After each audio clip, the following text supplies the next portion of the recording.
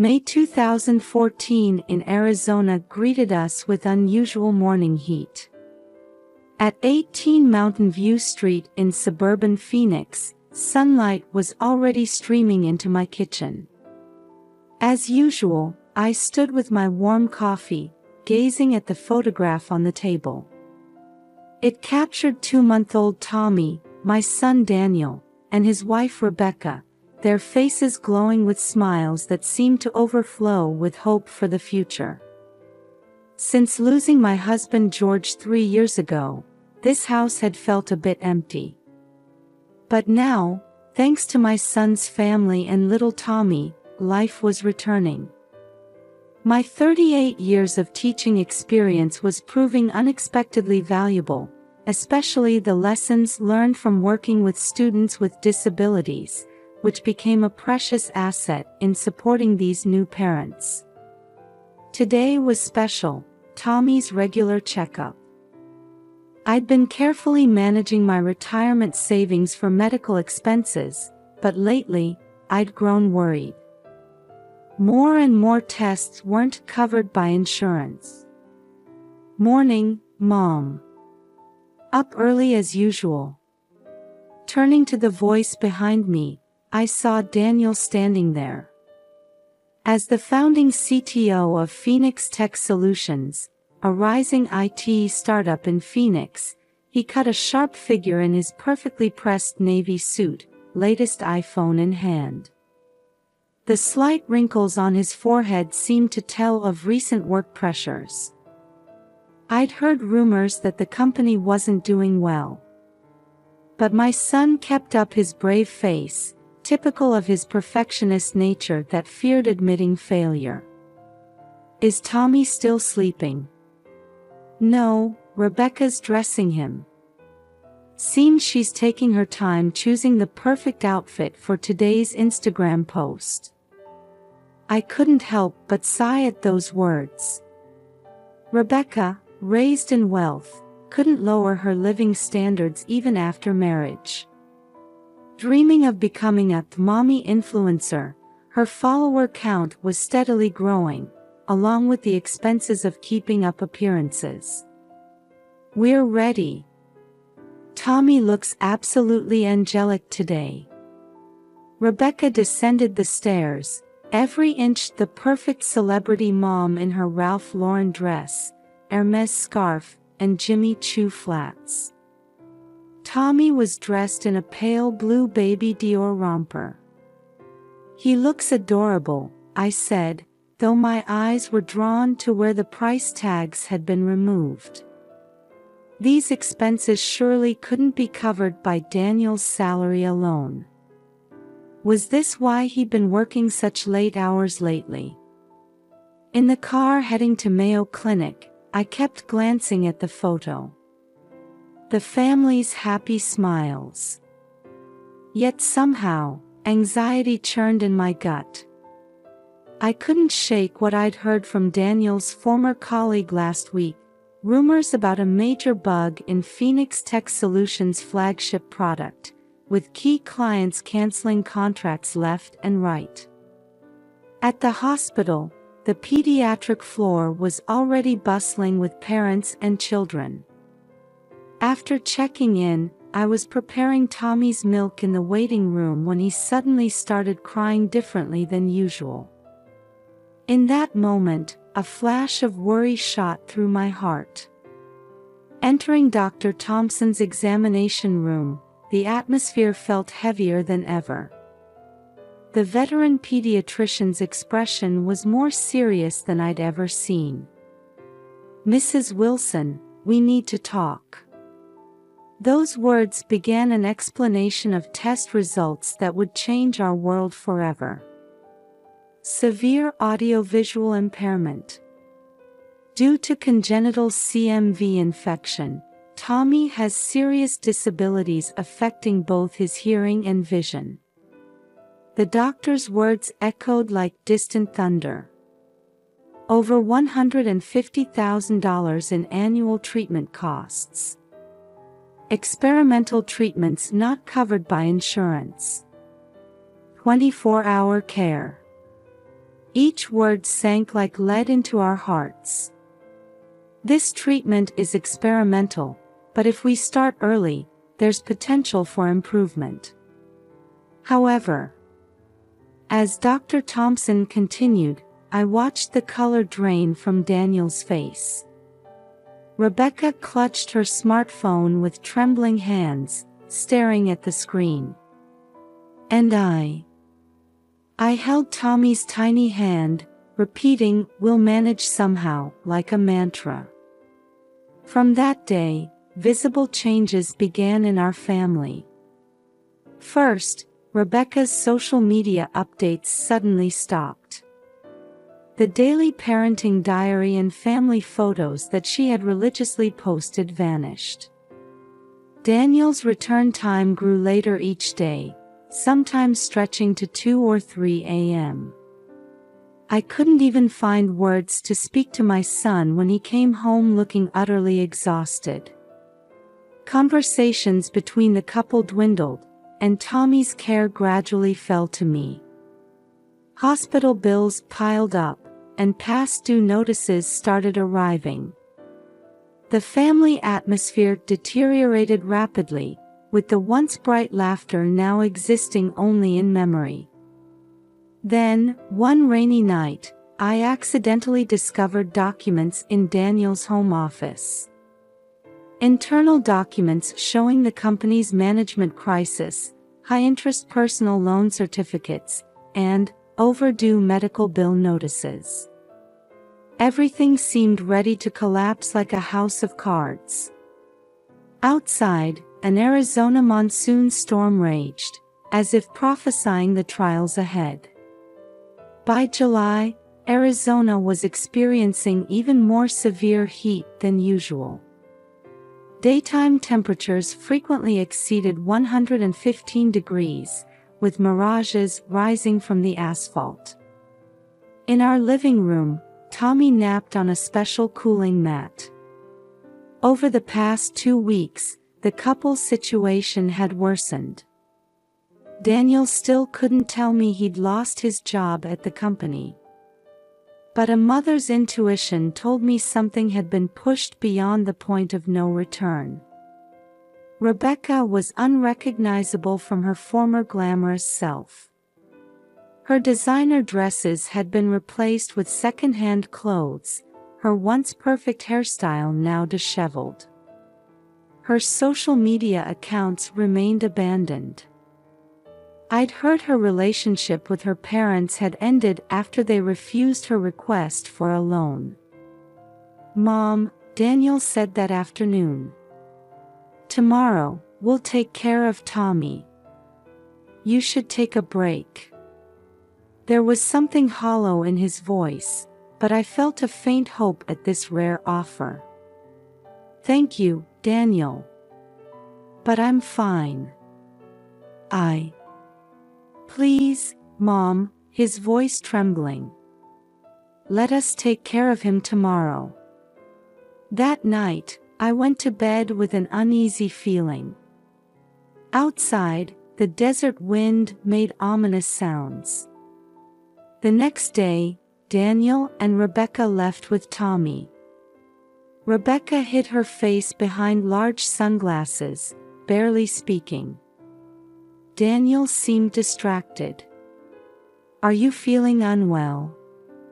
I asked. "I'm fine. Just tired," Rebecca answered softly. I hugged Tommy then. Tighter and longer than usual, as if sensing it might be the last time. "We'll be back," were the last words I heard from my son. 2 a.m. On a gravel road off Route 66. An SUV stopped in the desolate desert, illuminated only by moonlight. In this barren land dotted with cacti and rocks, even in summer, the night desert was cold, with wind whipping up sand. "Is this really our only option?" Rebecca's trembling voice echoed in the car. "We have no choice." Daniel's voice was cold, emotions suppressed. We can't keep paying for the treatments. The company's finished. Bankruptcy is inevitable. But, Rebecca sobbed, staring at the car seat in the back. Let's get rid of this burden. Daniel's words disappeared into the night wind. They abandoned the sleeping Tommy, car seat and all, in the desert. A tiny life left on the parched earth. In the Arizona desert in July, where daytime temperatures approach 120 degrees. The SUV's engine noise kicked up gravel, vanishing into the darkness. All that remained was the cry of a baby who had awakened, gradually swallowed by the vast silence of the desert. The next morning, I started making calls early. Both Daniel and Rebecca's cell phones gave the same message: the phone is either turned off or outside the service area. Driven by anxiety, I called the police.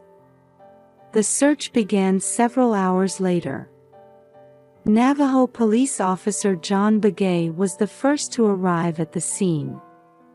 He instinctively insisted on searching the desert areas. There are old stories in this region, John spoke quietly. Places of spiritual trial. Where lost souls make their final choices. Using social media location data, they traced Daniel and Rebecca's car route. A volunteer search party of young Navajo people organized themselves, drawing on their intimate knowledge of the desert terrain. Please wait here. We will find Tommy. The search continued under the scorching sun. It was a race against time. Everyone carried the same worry: how long could an infant survive in the July Arizona desert? Miraculously, 12 hours after being abandoned, Tommy was found alive, despite severe dehydration. He was immediately airlifted to emergency care. His small life's resilience would later become known as the Desert Miracle. But Daniel and Rebecca were nowhere to be found. Later investigation would reveal their escape to Mexico. And more facts would come to light. Embezzlement at the company. Hidden massive debts. Complete deletion of social media accounts. Everything had been planned. That night, in the ICU, I held Tommy's tiny hand as he slept. The steady rhythm of the monitors testified to his life force. Grandma will protect you, no matter what. My resolve crystallized in that moment. The court appointed me as temporary guardian. Media crews camped outside the hospital, reporting on the story daily. Yet amid the chaos, a strange peace settled in my heart. This was the beginning of a new life. No matter how difficult the path ahead might be. By winter, our home in suburban Phoenix had transformed completely. The barrier-free interior now featured sensory stimulation equipment recommended by specialists, and tactile picture books hung on the walls. These renovations were made possible by unexpected circles of support. 5 months after the incident, the Navajo community that had found Tommy in the desert continued to support us. Officer John Begay, in particular, visited every weekend to perform traditional healing ceremonies. This child has a special soul, John would say as ceremonial smoke rose.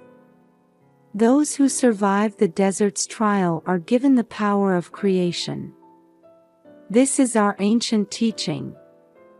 Those words would eventually prove true. The first change was Tommy's response to vibrations. Though he struggled with normal sounds, he showed remarkable sensitivity to low-frequency vibrations. This is an unusual case. The Mayo Clinic specialist explained while reviewing test results. His brain might be processing certain vibrations in a unique way.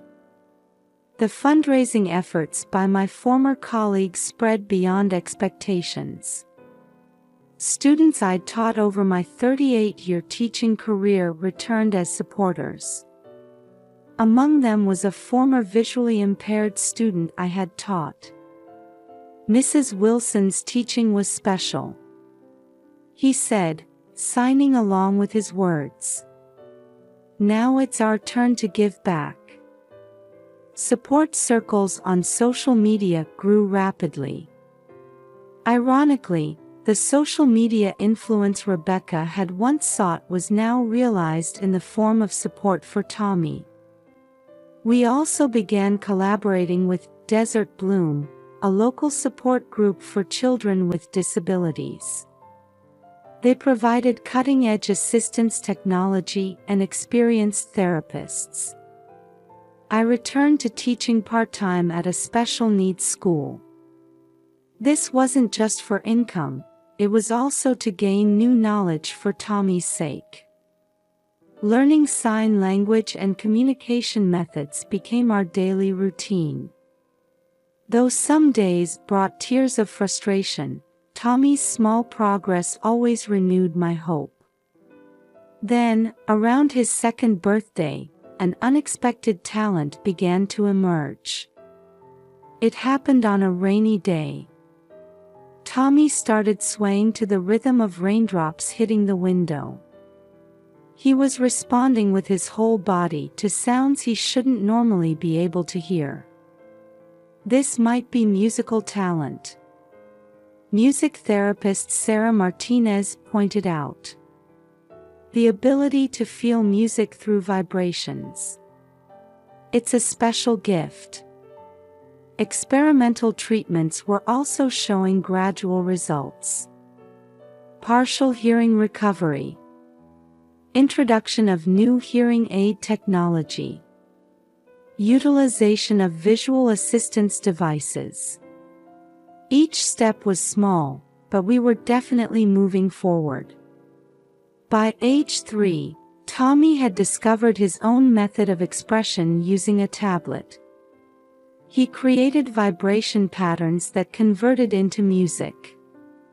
This talent further blossomed when he encountered traditional Navajo music. Rhythm is the heartbeat of the earth, John explained while drumming. Tommy feels that heartbeat in his own special way. His adaptation to special needs school went smoothly. Teachers utilized Tommy's unique musical expression as a means of communication. By age 5, Tommy began showing remarkable talent in electronic music. His unique compositions, combining vibrations and sound, gradually gained attention.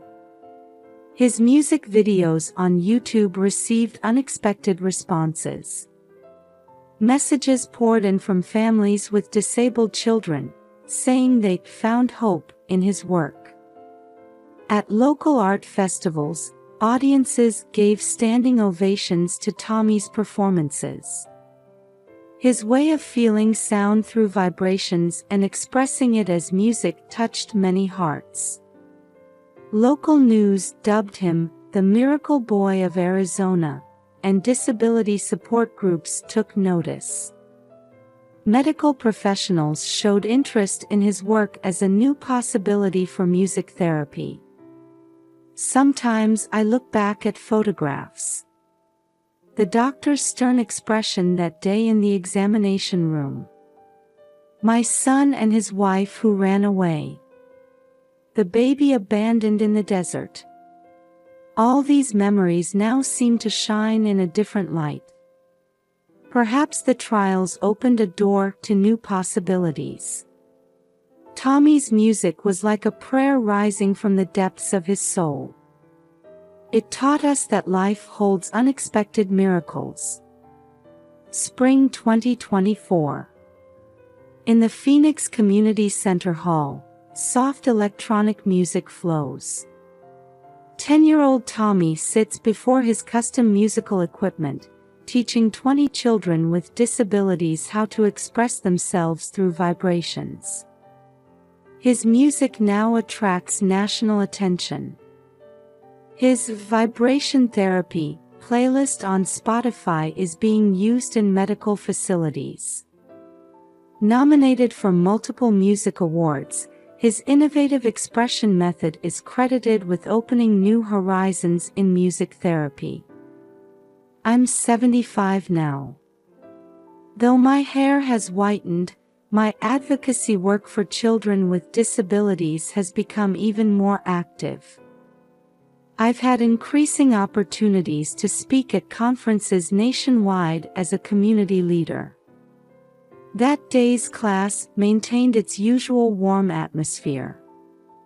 Tommy was creating music with the children using his specially developed tactile electronic instruments. Then it happened suddenly. Two shadows appeared in the classroom doorway. At first, I didn't recognize them. A thin man in a cheap polo shirt and a tired-looking middle-aged woman. They stood there with trembling hands, holding a piece of paper. But when the man spoke, my blood froze. "Mom." "Tommy." My son's voice, after 10 years. It was Daniel. The classroom atmosphere instantly turned to ice. The music stopped, and all eyes focused on the doorway. Tommy, as if sensing the situation with his sharp intuition, slowly raised his head. Rebecca had completely lost her former glamour. Her luxury-branded outfits were replaced with worn jeans and a t-shirt, her unkempt hair showing streaks of gray. "We want to come back to the family." Daniel's voice trembled. In his hands was a letter that read, "Please forgive us," the ink smeared with tears. The truth gradually emerged. 10 years in Mexico. Failed businesses. Heavy debts. And poverty. They had returned after learning of Tommy's musical success in the news, harboring financial expectations. Rebecca confessed to receiving rehabilitation for social media addiction.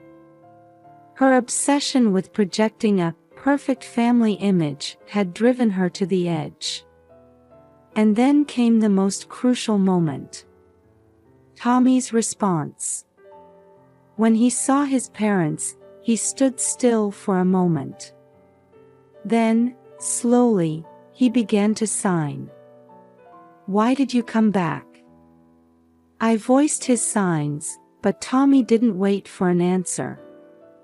He returned to his instruments. And then he began to play. It was music unlike anything anyone had ever heard. Starting with low vibrations like desert winds, building into a whirlwind of sound. Deep sadness, anger, and something else.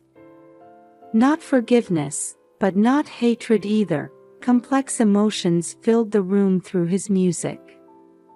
By the time the performance ended, everyone in the room was in tears. The Wilsons, the children and their families, and me. Tommy signed again. "I already have a family. But I would like to hear your music too." These words seemed both like absolution across 10 years and the beginning of a new trial. However, the events of that day were far from over. Daniel and Rebecca's sudden reappearance would trigger new legal issues. The battle between their claim for parental rights and our protection of Tommy's best interests was just beginning. As we left the classroom, I held Tommy's hand. His palms seemed to still hold the vibrations from his instruments. It felt like the pulse of a new chapter beginning. In the Arizona State Courthouse, amid the hum of air conditioning, the custody hearing for Tommy continued. The Wilsons argued about their 10 years of life in Mexico and efforts at rehabilitation. Their lawyer repeatedly claimed biological parents have the right to raise their child. But their argument had a fatal flaw. Defendant Daniel Wilson, what were you thinking when you abandoned Tommy in the desert? At the prosecutor's sharp question, Daniel lowered his head. His voice trembled. I was too obsessed with perfection. I thought a child with disabilities would ruin the perfect life I envisioned. Officer John Begay took the witness stand. He recounted the circumstances of finding Tommy 10 years ago, his words measured but weighted with gravity. The desert temperature was 118 degrees. Well beyond an infant's survival limit. Yet strangely, around Tommy, the temperature was slightly lower. As if the desert spirits were protecting him. Community representatives testified next. Many people who had supported Tommy's growth testified about his talent and our family bonds. Medical professionals submitted 10 years of treatment records. Continuous treatment, with all costs covered by me and the community. Meanwhile, there had never been any support from the Wilsons. But the turning point in this trial came from Tommy's unique testimony. Your Honor, I addressed the judge. Would you allow Tommy to testify through music? After considering this unusual request, the judge nodded. Electronic instruments were brought into the courtroom. Tommy transformed 10 years of emotions into music. The first sounds expressed the scorching desert. Low, heavy vibrations. A faint baby's cry mixed in.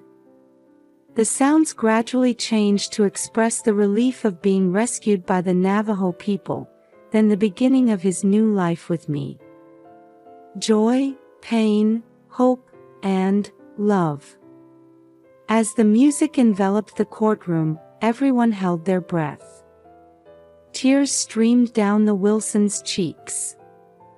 After the performance, Tommy signed. I interpreted. I love my current family. But I want to know about you too.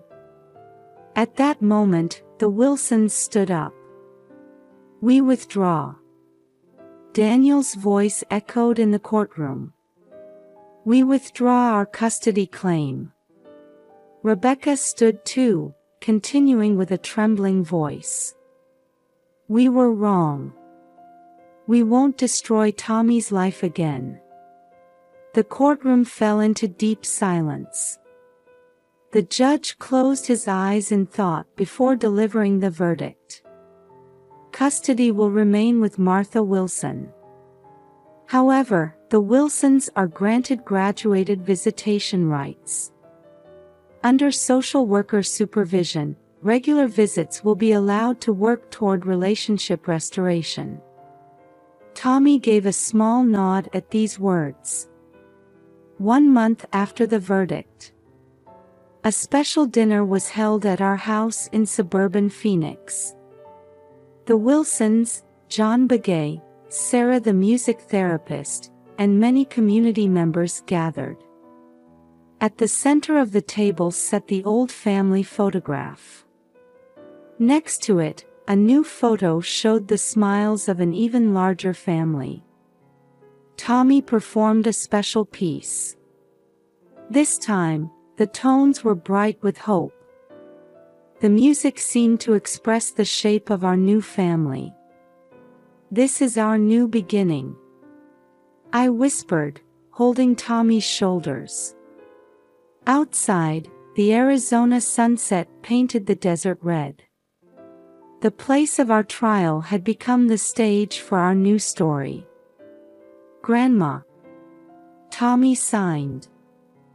"Music has the power to heal souls. The Navajo people taught me that." I nodded, reflecting on these 10 years. Sometimes trials bring unexpected gifts. Tommy's talent, community bonds, and now, this new form of family. "Let's create a new song." Everyone smiled at Tommy's signing. It was more than the restoration the judge spoke of. We were beginning to weave a new family story together. The tiny life abandoned in the desert now creates music that changes many lives. Those melodies of compassion, healing wounded souls and pointing toward new hope, echo across the Arizona landscape.